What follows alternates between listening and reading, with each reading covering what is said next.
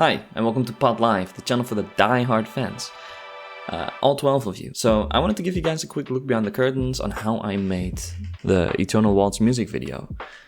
Mainly how I made this 2D looking effect inside of Blender. Because as you can see over here, it's all made in a 3D software. Alright, does that sound good? Okay, well let's get into it, I guess. Quick disclaimer, this is not a tutorial. This is mainly just a video showcasing the different techniques I use to get the effect that I ended up getting.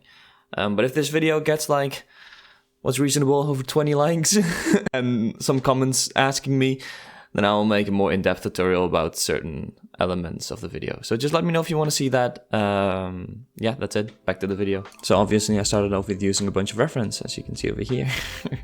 Loads and loads of reference that I used. Mainly focusing on this one because I really like the colors that you can see here.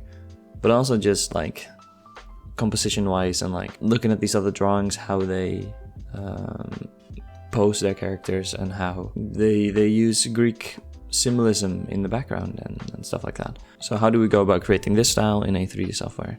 Well, if you look at the shader over here that I made, it's built off of 3 different components, or 4 I should say. One over here, which is pretty much just the base color, just this purplish reddish color over here. And this one, which is all these tiny little dots, which is kind of like the wear and tear that you can see in these images. But in some places it's very dense and a lot, and in other places it's barely noticeable. So I made a black and white noise pattern, which will decide where these dots go and where they won't go. So if we combine this, you can see that in the white places you can see more of this wear and tear, and in the black you can't. Then by animating this value you can see over here, it'll change on every frame where this wear and tear will be, and this will give it a very dynamic look, as if it's drawn, or if it's a different image every single frame pretty much. Final thing I added to make that style to every different frame even more prominent is a displacement noise. So the hand kind of wobbles on every single frame as well, like this. So it's not this exact same 3D model on every frame. It makes it way more dynamic in that way. Another important thing is these background symbols that you can see. So I thought it was a funny idea to make the symbols in the background music notes, but I thought it was a cool idea to make them appear while the song's playing in the background. But as someone pointed out, I realized later that halfway through it looks like these are just all 69s, and that was kind of that's my fault for not seeing that sooner. So for the fire, I made this Voronoi texture. So everywhere where it's black, it'll push it in, and where it's white, it'll push it outwards, resulting in something that looks like this if I move this black and white texture over the image.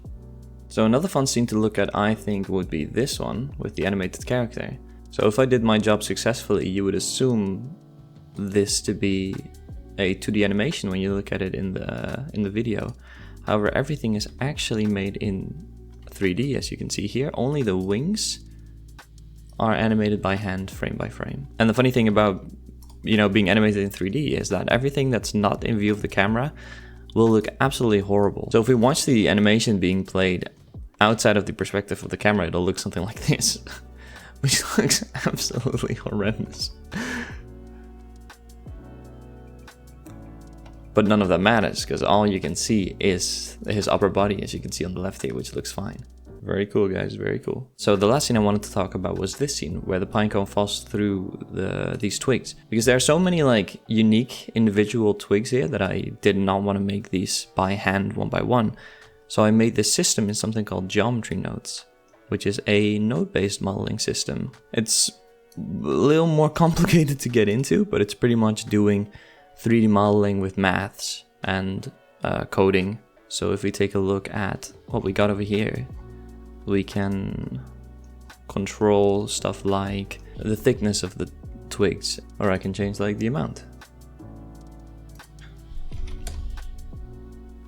like this.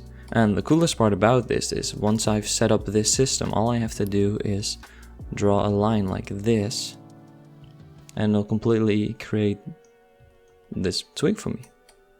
So I can just draw a bunch of these all over my scene, and that's pretty much how I made this one. I hope you guys enjoyed the video, and yeah, thanks for streaming my music, and I'll see you in the next video. Bye bye.